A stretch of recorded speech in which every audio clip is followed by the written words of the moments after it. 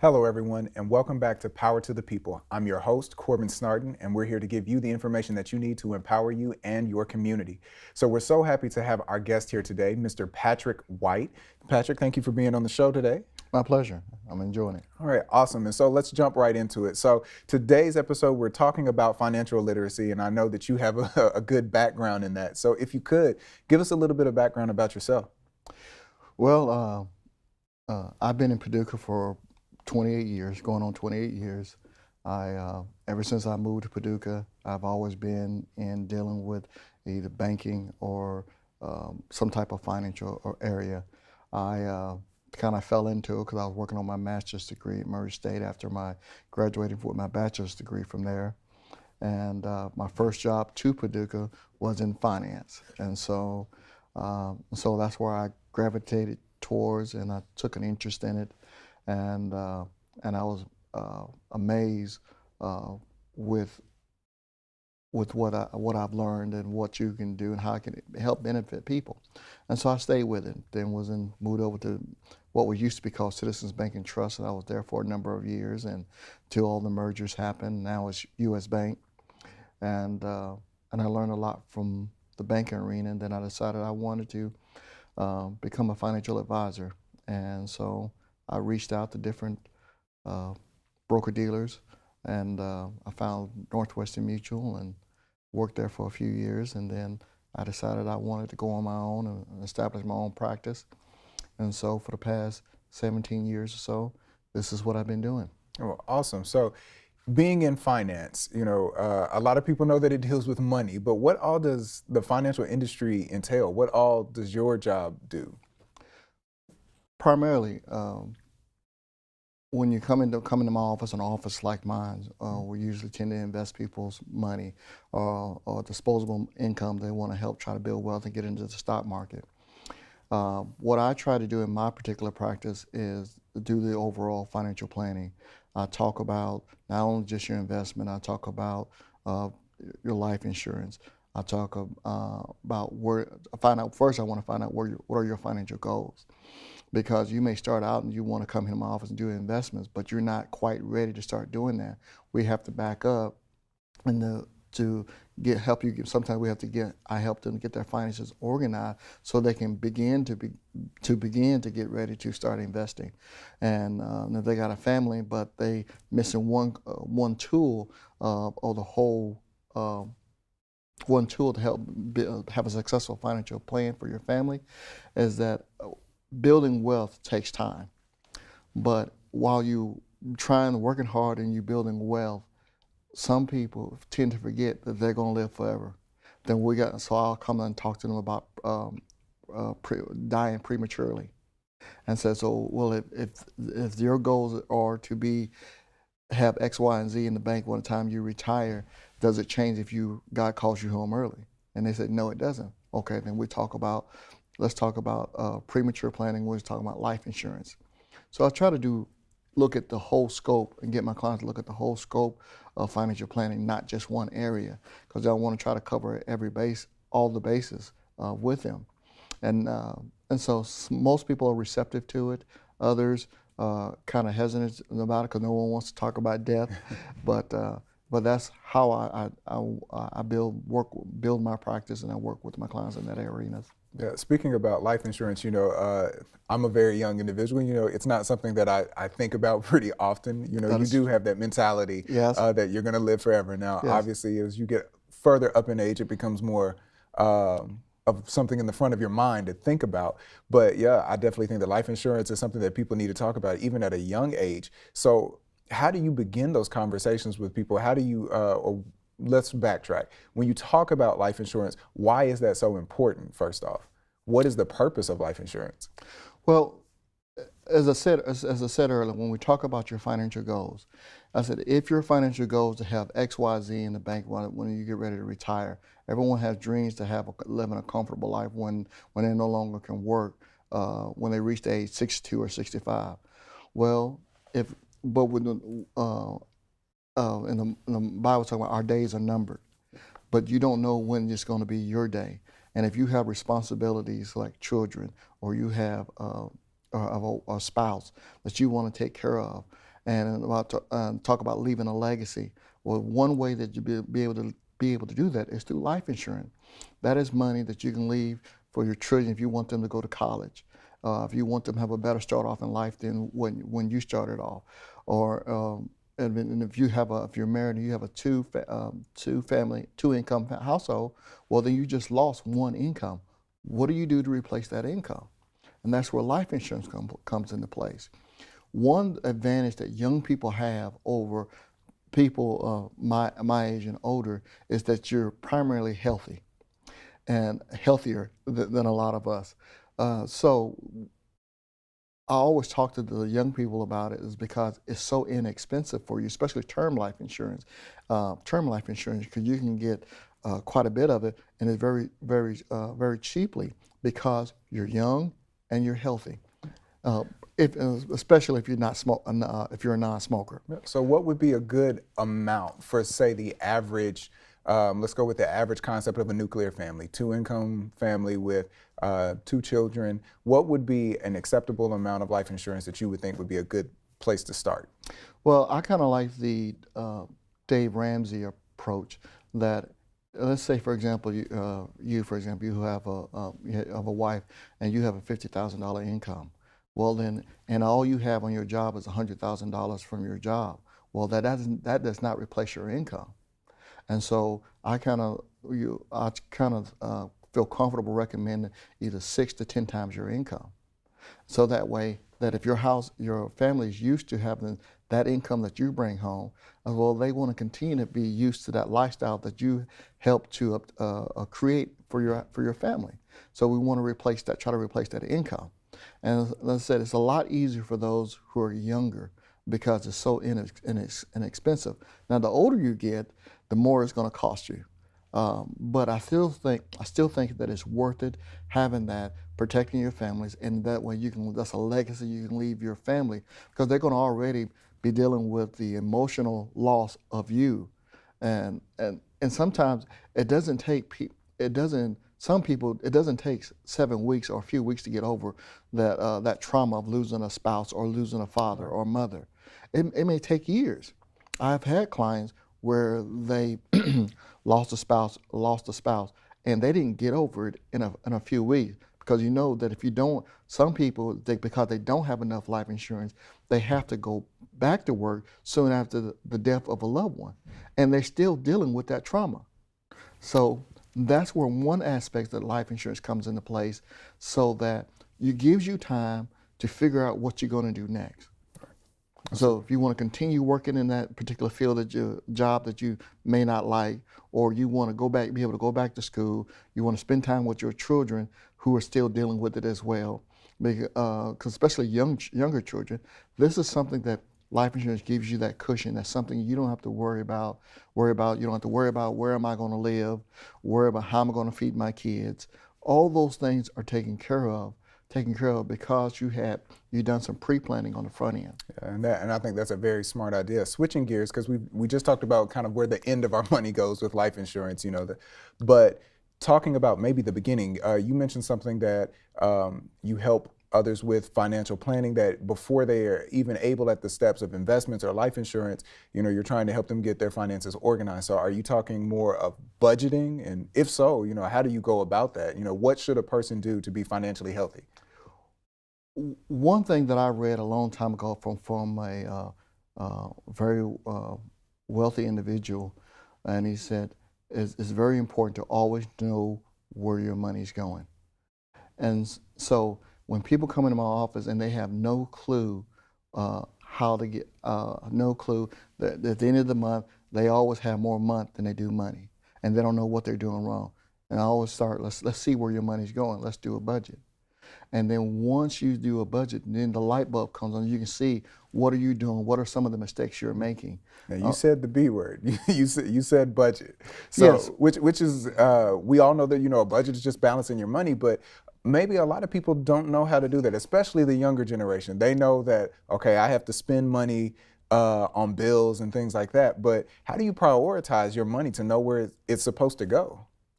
Well, what I've learned from all these years, and what I've seen, is that most people don't have a problem paying their basic bills, your utility, your grocery, um, uh, uh, your housing expense, all those things taken care of. It is what you do with what's left over is where it gets us in trouble.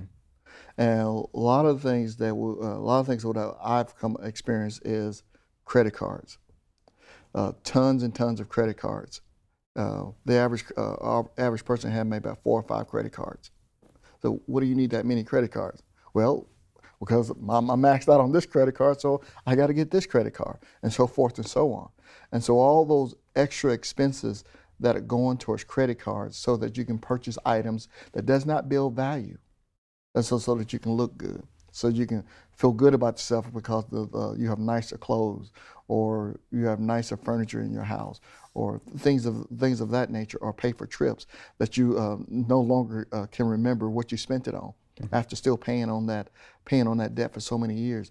That's what gets a lot of people in trouble, is those extra things that we tend to not discipline ourselves about. That gets us in trouble. And so when I come in and talk about, let's organize and see what's prioritized, what is important to you, and then let's try to reduce your debt as much as possible, so that you can begin to start planning for your financial future. Because some people have given up on thinking they never will get out of the financial debt that they're in, and they're never going to have any type of retirement, because they have given up and lost hope because of the debt that they're in. And all it takes is just a little bit of writing down on paper, seeing where you're at, and then disciplining yourself. And if you need help with that, then there's people out there, or companies out there, or individuals out there who can help you, keep you accountable, so that you can achieve those goals that you want financially. That mindset, budgeting is a very key thing, and I think that people of all ages need to be able to learn. But if I look at the Generation Zers, the kids that are just now graduating high school, getting into college, and even my generation, I'm a millennial. College debt is an extreme thing, and is a big impediment to getting ahead in life, or just debt in general. You were talking about credit cards and things like that. So once that debt becomes at that mountain, you're thousands and thousands of dollars in debt, what are some really good strategies to get out of that? Is it possible to get out of it? You mentioned people losing hope, but all it takes is a little bit of discipline. What are some strategies that you found to be successful to get out of debt? Well, one of the things that is old and is true, whether we like it or not, but to delay self-gratification. If you don't have the money, don't buy it. Don't buy it. Don't say, well, I'll get it on a credit card and I'll pay it off later. No, save up your money and wait till you can get it. Usually, if you wait, I found out that if you wait, you'll usually find something better than what you originally had your eye on in the first place, and it works out in your favor. That's always something that always worked for me. Yeah. And then sometimes what I've always done, going to the store, and I see something and I want it, and then I sit there, and I'm the kind of person that I'll sit there and just think about it, and then I'll walk away from it. And if I still feel that way after a day or so, then I may go back get it. But with cash, I don't charge it. Because I learned a hard lesson that a long time ago because of that. Oh, you and me both. My parents were very adamant about teaching myself and my siblings about how to balance money. Basically, it was, if you don't have the cash, then you don't have it. And that is one thing that one of the things that it is a challenge in our community, in the African American community, is because that parents, they were never taught that. And so they don't teach their kids. And so when you talk about millennials, they only practicing what they've seen in their own homes, and that's all that they're doing. So that was the foundation that was in their home, so they practice it.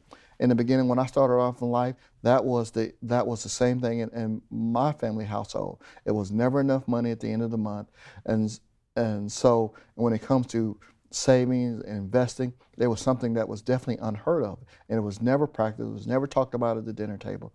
And so when I got in college and got out of college and saw what was happening in the financial world, then I began to learn. I began to pick up books. I began to listen to what people are saying, and I took an interest in it, and I said that this is very important information, and it's empowering, not only empowering information that a lot of us can do to change our whole financial world. If not ours, we can change the next generation by just taking these little tips here that doesn't cost any money. All it does is just do these little things here that can change your whole world. I agree. Though it's so key to have those conversations, because just in the same way that parents will sit down with their children and have conversation about school or relationships or issues and things that are going on, we need to have those financial conversations. We need to talk about how to budget, how to read a checkbook ledger and keep those things.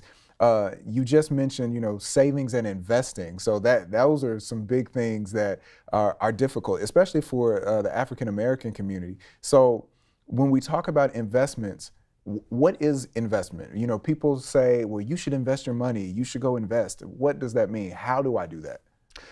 Well,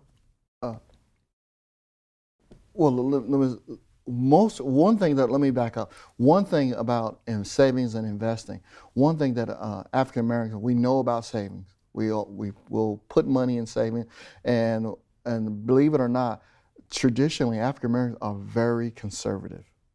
And so that's why we choose, from my experience, that we choose more to put money in savings than we do investing. Although we don't put a lot of money in savings, but that's where we choose to gravitate towards, because we don't want to see, the first thing we think, I'm going to lose my money. I had a client to say she thinks investing is like gambling.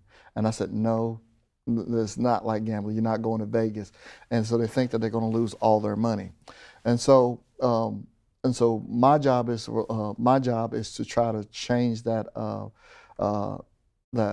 perception when it comes to investing, because if you look at the majority community and say why some of the reasons why they're financially successful, because they're doing those things that we tend to fall away from.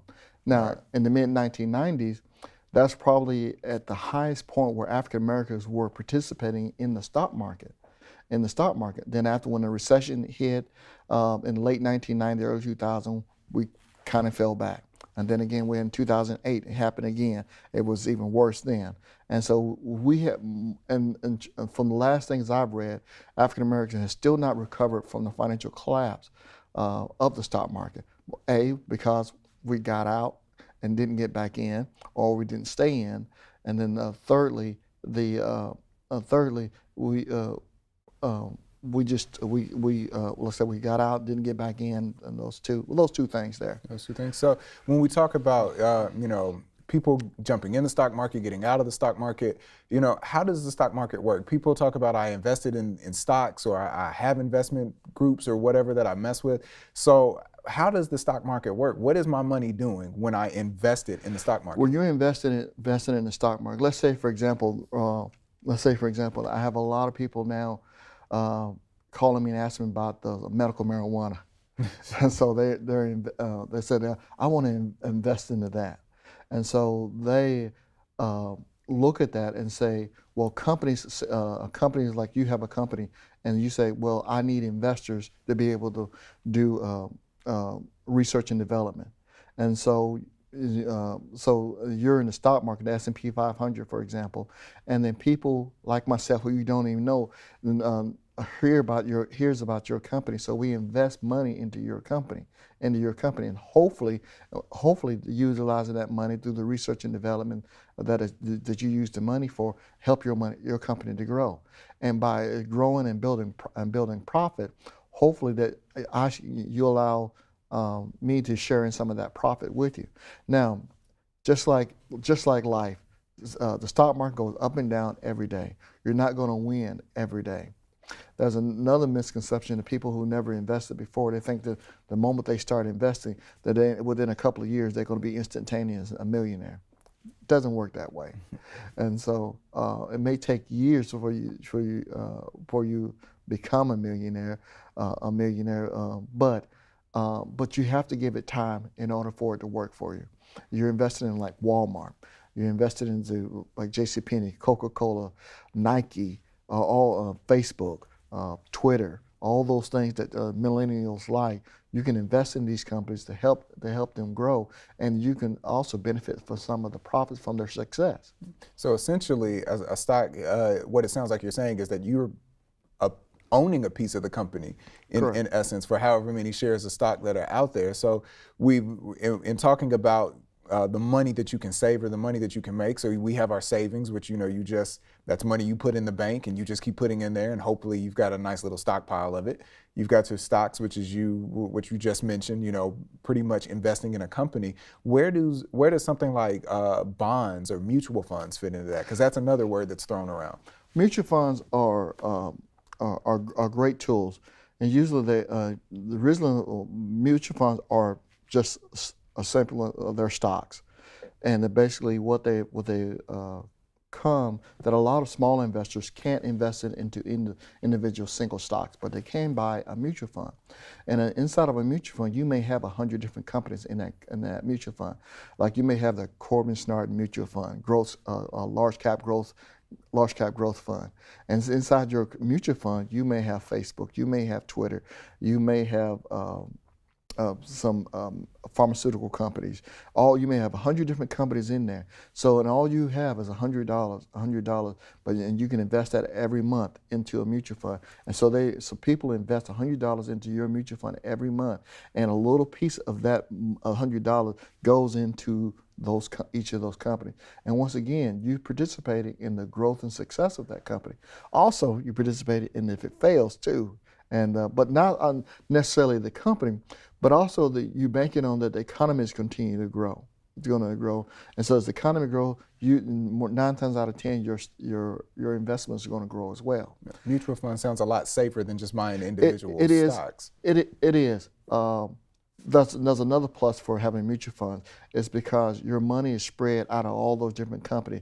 It's kind of like a stock. You're putting all your eggs in one basket and hoping that company doesn't fail. Whereas a mutual fund, your money is spread out of 100 different companies. If one of those companies fail, then the mutual fund manager just moves that company out and replaces with another company. You'll never know the difference.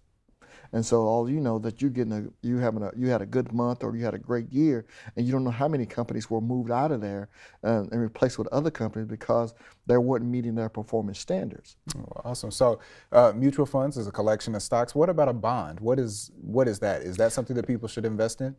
The bonds are a conservative tool for those who don't want to take a lot of risk, and basically they're loans. You're loaning out money to whether it's corporate bond, corporations need to build buildings or they take out loans, and so they issue bonds to be able to do some of the things that they want to do, and they pay back an interest to the bondholder. So if you you have a $50,000 bond.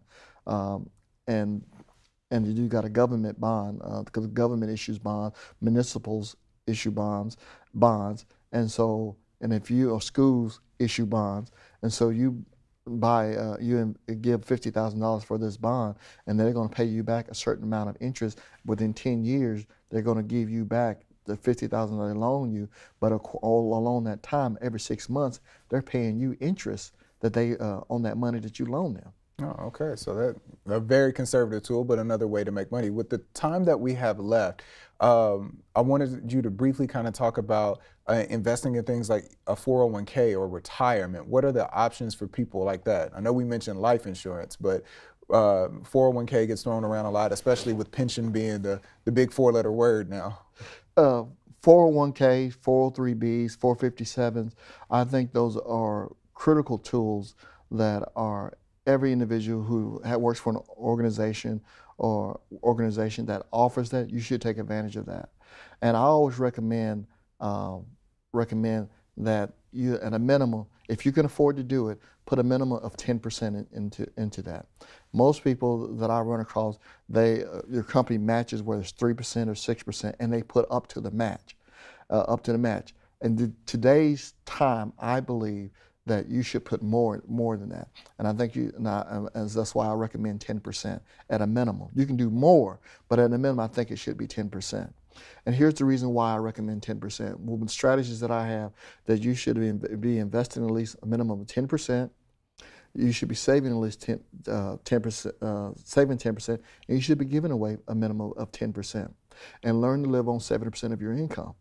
Because if you can learn to live on 70% of your income, when you get into retirement, it'll be that much easier because it won't be that much of an adjustment for you to live in a lifestyle because you're now learning going to be bringing 100% of your income now. Now your income is going to be cut almost in half. And so you want to learn to live on a lot less. And then some people have not made that adjustment, the reason why they end up going back to work. But 401ks, 457s, and 403bs are very important. I think there's a great start for every individual to be able to start investment. Now, as I said, the 10% is just my recommendation. But if you can't do it starting out, then start with the match. If they're matching 3%, you put in 3%. But every year you get a raise, add a percentage to it and let it continue to build up for you. Yeah. That's going to pay off in the long run for you. Awesome. You know, I think it's such a key conversation that we're having here about finances, saving, and investing, because, you know, it's kind of sad that most Americans don't know to do this, especially in communities of color. You know, the average American is not prepared for a $400 emergency. But, you know, some of those strategies that you just mentioned are very key things that can help people stay on track and help them be able to be prepared for retirement. So these are some very, very key things, you know. And I encourage people to, you know, educate themselves on financial literacy, educate themselves on the stock market, know what's going on, know about the financial health of your own household, and, you know, make those strategies available. But Patrick, I want to thank you for coming on to the show today. We're so happy to have you here and so happy that you can educate us on financial literacy. To all the viewers out there, we want to happily invite you again to watch Power to the People. Make sure that you follow the NAACP on Facebook at Paducah-McCracken. So once again, thank you for stopping by on the show, and we look forward to seeing you next time.